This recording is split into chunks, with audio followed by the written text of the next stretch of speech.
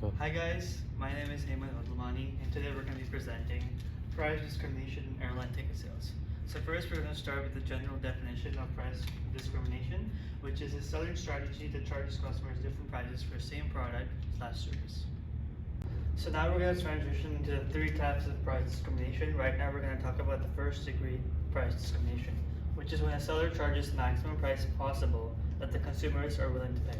As you can see in this graph, if a charger or a seller charges anything above P1, then they will get the max profit, which is also the maximum price the consumers are willing to pay. So now we'll be talking about second degree discrimination. This is when a seller charges different prices for different quantities consumed. Now on the graph here, we can see that P1 corresponds to Q1 and P2 corresponds to Q2, meaning that different prices charged correspond to different quantities consumed. And that pretty much wraps up what the second degree discrimination is.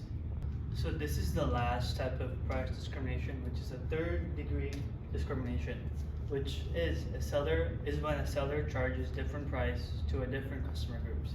So it's like, as you can see, a seller might charge one customer group P1, another customer group P2. So that pretty much wraps up third discrimination. So now we'll be taking a look at what pricing strategies airlines adopt.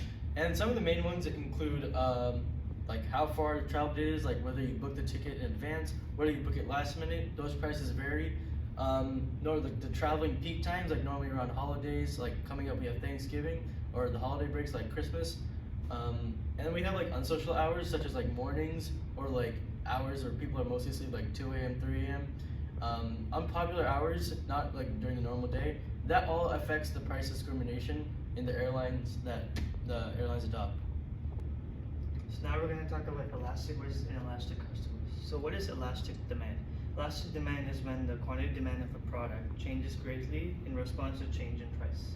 So as you can see in this graph, a small variation in the price will cause a great variation in the quantity demanded. For example, vacation travelers have elastic demand, which means the rise in price will lead to a greater demand and quantity of demand. So now let's take a look at inelastic demand. Inelastic demand is when the variation in price does not get greatly affected by the variation in quantity. And so as you can see in here on the graph, you can see that the variation in quantity does not get greatly affected by the variation in price.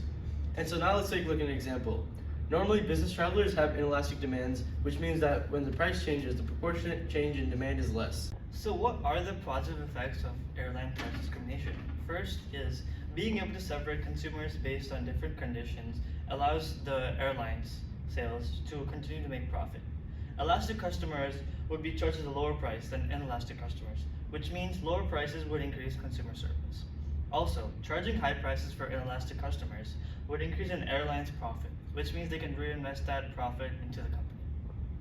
So now let's take a look at the negative effects of airline price discrimination. So one of the examples we can see is the loss in consumer surplus. Consumer surplus is drawn out from inelastic customers when airlines charge higher prices. And another example we can see is the possibility of unfairness. Price inelastic customers, such as business travelers, may not all be high income earners. This may also be unfair and inequitable if they are charged a higher price. And now the last example we can see is administration costs. Normally it costs the airlines a lot of money to separate the market and carry out the extensive research into dynamic pricing. If these administrative costs are too high, airlines could pass into consumers through higher prices. Thanks for watching. Make sure to subscribe, drop a like, and comment below your favorite airline. One person's gonna get picked out to get an airplane from that airline.